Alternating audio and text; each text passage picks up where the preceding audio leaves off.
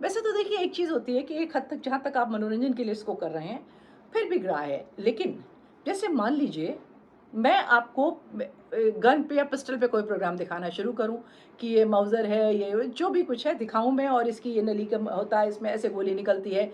ये मैं क्या मैकेनिज़्म है, यहाँ तक तो सब ठीक है। मैंने बताया कुछ सही बताया, कुछ गलत बताया।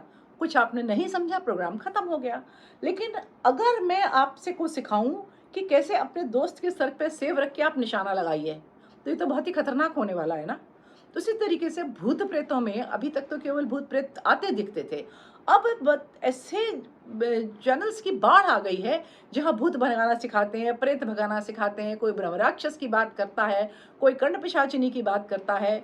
और तो और एक अभी मार्केट में नया आया है, कोई 1.5 फुट का भूत आया है, वो किराए पर ले लिया जाता है। तो ऐसी-ऐसी बातें, जैसे हम लोग जब छोटे थे, जब ये सब नहीं था इंटरनेट वगैरह, तो आपको याद होगा, आप में से बहुत से लोगों को, कि बस अड्डे के पास, रेलवे स्टेशन के पास, वो बाहर पे कपड़ा बिछाते तो उसमें ऐसी ही किताबें लिखी होती थी, तंत्र मंत्र वशीकरण, वो सब उठाकर यहाँ पर इंटरनेट में आ गया। अब इसमें क्या सबसे बड़ी समस्या है कि उस समय जो वहाँ जाता था, किताब खरीदता था और पढ़ता था, और उसके बाद उसे कहीं अपने घर में भी छुपा देता था। लेकिन यहाँ इंटरनेट पे जब ये सब चीज़ें फैल रही हैं, तो बच्चे भी देख रहे हैं, बड़े भी देख रहे हैं, और जिनके बहुत इम्प्रेशनेबल माइंड हैं वो देख रहे हैं, कुछ करने का ट्राई कर रहे हैं। अब दो में से एक चीज़ हो सकती है, या तो इसमें कुछ भी नहीं है, ये सब कपोल कल्पना है। दूसरी स्थिति हो सकती है कि ये चीज़ें होती हों।